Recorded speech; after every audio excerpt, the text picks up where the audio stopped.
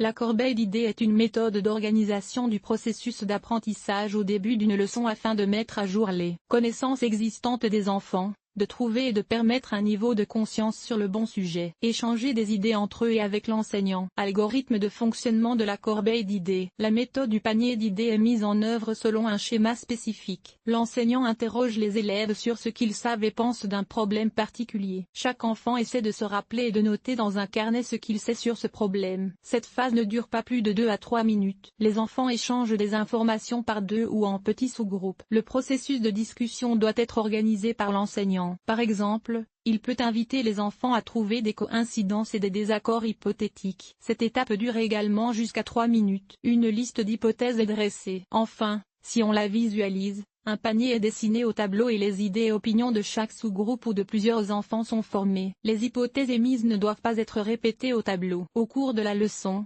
les informations éparpillées dans l'esprit des enfants sont intégrées dans une chaîne logique par l'enseignant. Au fur et à mesure de l'élaboration du matériel de formation, les erreurs sont corrigées à l'aide des hypothèses complexes de l'enfant dans le panier d'idées. Nuances dans l'utilisation de la technique du panier d'idées. Lors de la mise en œuvre de la méthode du panier d'idées, les enseignants doivent être attentifs à plusieurs nuances. La méthode du panier d'idées peut être utilisée au tout début de l'étude d'un nouveau matériel pédagogique et pour résoudre les problèmes existants qui se posent pendant le cours. Il est préférable que les élèves expriment leurs hypothèses sous forme de phrases complètes. Cela permet d'utiliser la technique non seulement à des fins cognitives, mais aussi pour la formation et le développement de la capacité à parler et à exprimer des mots oralement et logiquement. Lorsque l'enseignant écrit les déclarations des enfants au tableau, il ne doit pas les critiquer. Même les opinions et les idées erronées sont écrites ou collées au tableau. Le travail de l'adulte consiste à guider les élèves pour qu'ils analysent les erreurs de manière autonome. Cette nuance est généralement celle qui pose le plus de problèmes aux enseignants. En effet,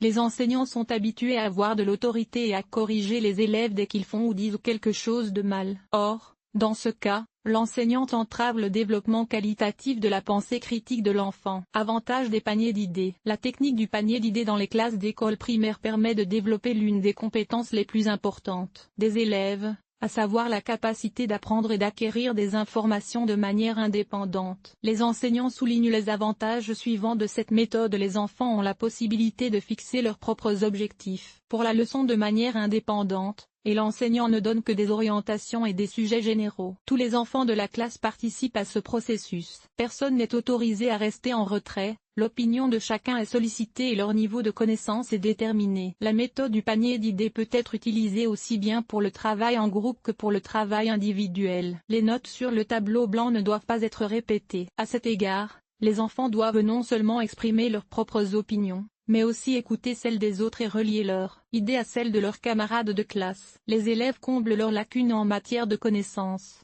développent leur capacité d'écoute et augmentent leur niveau d'attention spontanée et de formation de la mémoire. Exemple d'utilisation de la technique du panier d'idées dans les cours de russe. La technique du panier d'idées permet d'aborder un grand nombre de sujets en cours de russe. En voici quelques-uns. Sujet, les verbes. Différentes hypothèses sont affichées au tableau.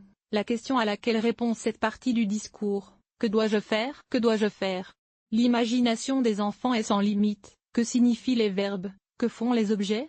Quels sont les types de verbes? Complet, incomplet, etc. Thème: la conjugaison des verbes. Parmi les hypothèses au tableau figurent les temps, les nombres, les cas, les personnes des verbes, les terminaisons et les mots d'exception. Sujet: voyelles sans intensificateur de racines. Les enfants peuvent trouver différentes idées pour écrire sur ce sujet. Vérifier à l'aide de synonymes. Les mots qui ne peuvent être vérifiés et l'orthographe correcte des voyelles doivent être rappelés. Conclusion.